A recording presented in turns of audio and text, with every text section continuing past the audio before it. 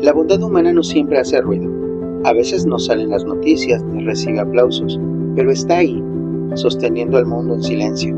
Vive en la mano que ayuda sin preguntar, en la palabra que anima cuando todo parece perdido, en la persona que decide no rendirse aunque esté cansada. Tener fe en salir adelante no significa negar el dolor, significa confiar en que no será eterno.